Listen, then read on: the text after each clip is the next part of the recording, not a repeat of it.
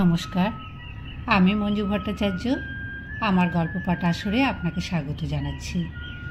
পড়ছি আরণ্যক উপন্যাসের 10ম পরিচ্ছেদের প্রথম পর্ব।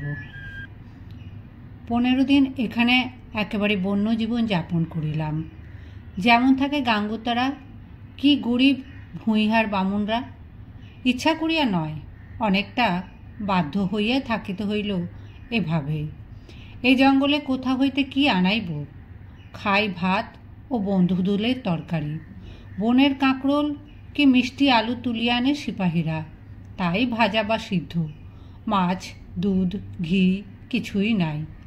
অবশ্য বনে শিল্লি ও ময়ূরের অভাব ছিল না, কিন্তু পাখি মারিতে তেমন যেন মন সরে না বলিয়া বন্দুক থাকা সত্ত্বেও নিরামিষই খাইতে হইত। ফুলকিয়া বৈহারে বাঘের ভয় আছে। একদিনের ঘটনা বলি। হাড় ভাঙা শীত সেদিন। রাত 10টার পরে কাজকর্ম মেটাইয়া সকাল সকাল শুইয়া ঘুমাইয়া পড়িয়াছি। হঠাৎ কত রাত্রে জানি না, লোকজনের চিৎকারে ঘুম ভাঙিল। জঙ্গলের ধারের কোন জায়গায় অনেকগুলি লোক জড়ো হইয়া চিৎকার করিতেছে। উঠিয়া তাড়াতাড়ি আলো জ্বালিলাম। আমার সিপাহীরা পাশের খুপড়ি হইতে বাহির হইয়া আসিল। সবাই মিলিয়া ভাবিতেছি ব্যাপারটা কি। এমন সময় একজন লোক ছুটিতে ছুটিতে আসিয়া বলিল, ম্যানেজার বাবু, বন্দুকটা নিয়ে শিগগির চলুন, বাঘে একটা ছোট ছেলে নিয়ে গেছে খুপড়ি থেকে। জঙ্গলের ধার হইতে মাত্র 200 হাত দূরে ফসলের ক্ষেতের মধ্যে ডোমন বলিয়া একজন গাঙ্গোতা প্রজার একখানা খুপড়ি। তাহার স্ত্রী 6 মাসের শিশু লইয়া খুপড়ির মধ্যে শুইয়াছিল। অসম্ভব শীতের দরুন খুপড়ির মধ্যেই আগুন জ্বালানো ছিল এবং ধোঁয়া বাহির করিয়া দিবার জন্য ঝাঁপটা একটু ফাঁক ছিল। সেই পথে বাঘ ঢুকিয়া ছেলেটিকে লইয়া পলাইয়াছে। কি করিয়া জানা গেল বাঘ? শিয়ালও তো হইতে পারে, কিন্তু ঘটনাস্থলে পৌঁছিয়া আর কোনো সন্দেহ রইল না। ফসলের নরম মাটিতে স্পষ্ট বাঘের থাবার দাগ। আমার পাটওয়ারি ও সিপাহীরা মহালের অপবাদ রটিতে দিতে চায় না।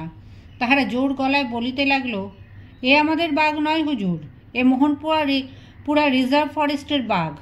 দেখুন না কত বড় থাবা। যাহাদেরই বাঘ হোক, তাহাতে বড় কিছু আসে যায় না। বলিলাম, সব লোক জড়ো করো, মশাল তৈরি করো, চলো জঙ্গলের মধ্যে দেখি। সেই রাত্রে অত বড় বাঘের পায়ের সদ্য থাবা দেখিয়া ততক্ষণে সকলেই ভয় কাঁপিতে শুরু করিয়াছে। জঙ্গলের মধ্যে কেহ যাইতে রাজি নয়।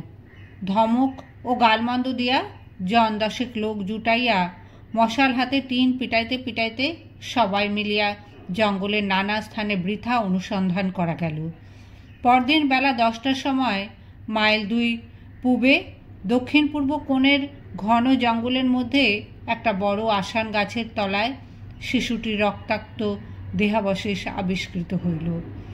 কৃষ্ণপক্ষের কি ভীষণ অন্ধকার রাত্রিগুলি নামিল তাহার পরে।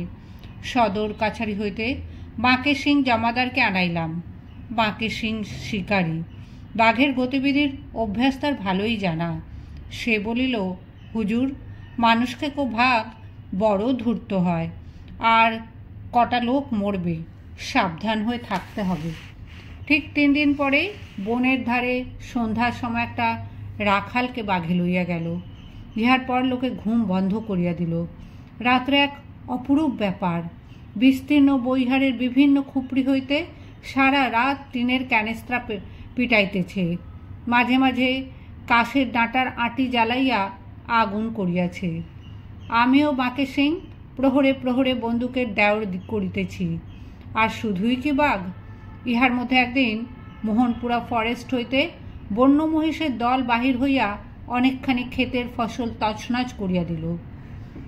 আমার কাশের খুপড়ির দরজার কাছেই সিপাহীরা খুব আগুন করিয়া রাখিয়াছে। মাঝে মাঝে উঠিয়া তাহাতে কাঠ ফেলিয়া দিই। পাশের খুপড়িতে সিপাহীরা কথাবার্তা বলিতেছে। খুপড়ির মেঝেতেই শুইয়া আছি। মাথার কাছে ঘুলঘুলি দিয়ে দেখা যাইতেছে ঘন অন্ধকারে ঘেরা বিস্তীর্ণ প্রান্তর। দূরে ক্ষীণ তারার আলোয় পরিদৃশ্যমান জঙ্গলের আবছায়া সীমারেখা। অন্ধকার আকাশের দিকে চাহিয়া মনে হইল যেন মৃত নক্ষত্র লোক হইতে তুষার বর্ষী হিম বাতাস তরঙ্গ তুলিয়া ছুটিয়া আসিতেছে পৃথিবীর দিকে। লেপ তোষক হিমে ঠান্ডা জল হইয়া গিয়াছে, আগুন নিবিয়া আসিতেছে। কি দুরন্ত শীত, আর সেই সঙ্গে উন্মুক্ত প্রান্তরের অবাধ হু হু তুষার শীতল নৈশ হাওয়া। কিন্তু কি করিয়া থাকে এখানকার লোকেরা এই শীতে? এই আকাশের তলায় সামান্য কাশের খুপড়ির ঠান্ডা মেঝের উপরে কি করিয়া রাত্রি কাটায়? তাহার উপর ফসল চৌকি দেবার এই কষ্ট। বন্য মহিষের উপদ্রব, বন্য শূকরের উপদ্রব কম নয়, বাঘও আছে। আমাদের বাংলাদেশের চাষিরা কি এত কষ্ট করিতে পারে? অত উর্বর জমিতে, অত নিরুপদ্রব গ্রাম্য পরিবেশের মধ্যে ফসল করিয়াও তাহাদের দুঃখ ঘোচে না। আমার ঘরের 200-300 হাত দূরে দক্ষিণ ভাগলপুর হইতে আগত জনকতক কাটুনি মজুর স্ত্রী পুত্র লইয়া ফসল কাটিতে আসিয়াছে। একদিন সন্ধ্যায় তাহাদের খুপড়ির কাজ দিয়ে আসিবার সময় দেখি কুঁড়ের সামনে বসিয়া সবাই আগুন পোহাইতেছে। এদের জগৎ আমার কাছে অনাবিষ্কৃত, অজ্ঞাত। ভাবিলাম সেটা দেখি না কেমন। গিয়া বলিলাম, বাবাজি, কি করা হচ্ছে? একজন বৃদ্ধ ছিল দলে, তাহাকেই এই সম্বোধন। সে উঠিয়া দাঁড়াইয়া আমাকে সেলাম করিল, বসিয়া আগুন পোহাইতে অনুরোধ করিল। ইহা এদেশের প্রথা, শীতকালে আগুন পোহাইতে আহ্বান করা ভদ্রতার পরিচয়। গিয়া বসিলাম। খুপড়ির মধ্যে উঁকি দিয়া দেখি বিছানা বা আসবাবপত্র বলিতে ইহাদের কিছুই নাই। কুঁড়ে ঘরের মেঝেতে মাত্র কিছু শুকনো ঘাস বিছানো। বাসনকোসনের মধ্যে খুব বড় একটা কাঁসার জামবাটি আর একটা লোটা। কাপড় যার যা পরনে আছে, আর এক টুকরা বস্ত্রও বাড়তি নাই। কিন্তু তাহা তো হইল, এই নিদারুণ শীতে ইহাদের লেপ কাঁথা কই? রাত্রে গায়ে দেয় কি? কথাটা জিজ্ঞাসা করিলাম। বৃদ্ধের নাম নাকছেদি ভকত। সে বলিল, কেন, খুপড়ির কোণে ওই যে কলাইয়ের ভুসি দেখছেন না, রয়েছে টাল করা? বুঝিতে পারিলাম না, কলাইয়ের ভুসির আগুন করা হয় রাত্রে? নাকছেদি আবার অজ্ঞতা দেখিয়া হাসিল। তা নয় বাবুজি, কলাইয়ের ভুসির মধ্যে ঢুকে ছেলেপেলেরা শুয়ে থাকে, আমরাও কলাইয়ের ভুসি গায়ে চাপা দিয়ে শুই। দেখছেন না, অন্তত 5 মণ ভুসি মজুত রয়েছে। ভারী ওম কলাইয়ের ভুসিতে, দুখানা কম্বল গায়ে দিলেও অমন ওম হয় না।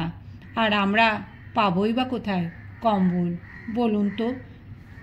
বলিতে বলিতে একটা ছোট ছেলেকে ঘুম পাড়াইয়া তাহার মা খুপড়ির কোণের ভুসির গাদার মধ্যে তাহার পা হইতে গলা পর্যন্ত ঢুকাইয়া কেবলমাত্র মুখখানা বাহির করিয়া শোয়াইয়া রাখিয়া আসিল।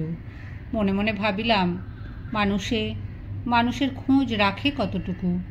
কখনো কি জানিতাম এসব কথা? আজ যেন সত্যিকারের ভারতবর্ষকে চিনিতেছি। অগ্নিকুণ্ডের অপর পার্শ্বে বসিয়া একটি মেয়ে কি রাঁধিতেছে। জিজ্ঞাসা করিলাম, ও কি রান্না হচ্ছে? নাকছেদি বলল, ঘাটো। ঘাটো কি জিনিস? এবার বোধ হয় রন্ধনরতা মেয়েটি ভাবিল, এ বাঙালি বাবু সন্ধ্যাবেলা কোথা হইতে আসিয়া জুটিল, এ দেখিতেছি নিতান্ত বাতুল, কিছুই খোঁজ রাখে না দুনিয়ার। সে খিলখিল করিয়া হাসিয়া উঠে বলল, ঘাটো জানো না বাবুজি, মকাই সেদ্ধ। যেমন চাল সেদ্ধ হলে বলে ভাত, মকাই সেদ্ধ করলে বলে ঘাটো। মেয়েটি আমার অজ্ঞতার প্রতি কৃপাবশত কাঠের খুন্তির আগায় উক্ত দ্রব্য একটুখানি হাঁড়ি হইতে তুলিয়া দেখাইল। কি দিয়ে খায়? এবার হইতে যত কথাবার্তা মেয়েটি বলিল। হাসি হাসি মুখে বলিল, নুন দিয়ে, শাক দিয়ে, আবার কি দিয়ে খাবে বলো না? শাক রান্না হয়েছে, ঘাটো নামিয়ে শাক চড়াবো, মটর শাক তুলে এনেছি। মেয়েটি খুবই সপ্রতিভ। জিজ্ঞাসা করিল, কলকাতায় থাকো বাবুজি? হ্যাঁ। কীরকম জায়গা? আচ্ছা, কলকাতায় নাকি গাছ নাই, ওখানকার সব গাছপালা কেটে ফেলেছে। কে বললে তোমায়? একজন ওখানে কাজ করে আমাদের দেশের, সে একবার বলেছিল। কীরকম জায়গা দেখতে বাবুজি? এই সরলা বন্য মেয়েটিকে যতদূর সম্ভব বুঝাইবার চেষ্টা করিলাম আধুনিক যুগের একটা বড় শহরের ব্যাপারখানা কি। কতদূর বুঝিল জানি না, বলিল, কলকাতা শহর দেখতে ইচ্ছে হয়, কে দেখাবে। তাহার পর আরও অনেক কথা বলিলাম তার সঙ্গে। রাত বাড়িয়া গিয়াছে, অন্ধকার ঘন হইয়া আসিল। উহাদের রান্না শেষ হইয়া গেল। খুপড়ির ভেতর হইতে সেই বড় জামবাটিটা আনিয়া তাহাতে ফ্যান ভাতের মতন জিনিসটা ঢালিল। ওপর ওপর একটু নুন ছড়াইয়া বাটিটা মাঝখানে রাখিয়া ছেলেমেয়েরা সবাই মিলিয়া চারদিকে গোল হইয়া বসিয়া খাইতে আরম্ভ করিল। আমি বলিলাম, তোমরা এখান থেকে বুঝি দেশে ফিরবে? নাকছেদি বললিল, দেশে এখন ফিরতে অনেক দেরি। এখান থেকে ধরমপুর অঞ্চলে ধান কাটতে যাব। ধান তো এদেশে হয় না, ওখানে হয়। ধান কাটার কাজ শেষ হলে আবার যাব গম কাটতে মুঙ্গের জেলায়। গমের কাজ শেষ হতে জ্যৈষ্ঠ মাস এসে পড়বে। তখন আবার খেরি কাটা শুরু হবে আপনাদেরই এখানে। তারপর কিছুদিন ছুটি। শ্রাবণ ভাদ্রে আবার মকাই ফসলের সময় আসবে। মকাই শেষ হলেই কলাই এবং ধরমপুর। পূর্ণিয়া অঞ্চলে কার্তিক সাল ধান। আমরা সারা বছর এই রকম দেশে দেশেই ঘুরে বেড়াই। যেখানে যে সময় যে ফসল সেখানে যাই, নইলে খাবো কি? বাড়িঘর বলে তোমাদের কিছু নেই? এবার মেয়েটি কথা বলিল। মেয়েটির বয়স 24-25, খুব স্বাস্থ্যবতী, বার্নিশ করা কালো রং, নিটোল গড়ন, কথাবার্তা বেশ বলিতে পারে। আর গলার সুরটা দক্ষিণ বিহারের দেহাতি হিন্দিতে বড় চমৎকার শোনায়। বলিল, কেন থাকবে না বাবুজি, সবই আছে, কিন্তু সেখানে থাকলে আমাদের তো চলে না। সেখানে যাব গরমকালের দেশ শেষে, শ্রাবণ মাসের মাঝামাঝি পর্যন্ত থাকবো। তারপর আবার বেরোতে হবে বিদেশে। বিদেশেই যখন আমাদের চাকরি। তাছাড়া বিদেশে কত কি মজা দেখা যায়। এই দেখবেন, ফসল কাটা হয়ে গেলে আপনাদের এখানে কত দেশ থেকে কত লোক আসবে, কত বাজিয়ে গাইয়ে নাচনেওয়ালি, কত বহুরূপী সং। আপনি বোধহয় দেখেননি এসব। কি করে দেখবেন? আপনাদের এই অঞ্চলে তো ঘোর জঙ্গল হয়ে পড়েছিল, সবে এইবার চাষ হয়েছে। এই দেখুন না, আসে আর 15 দিনের মধ্যেই। এই তো সবারই রোজগারের সময় আসছে।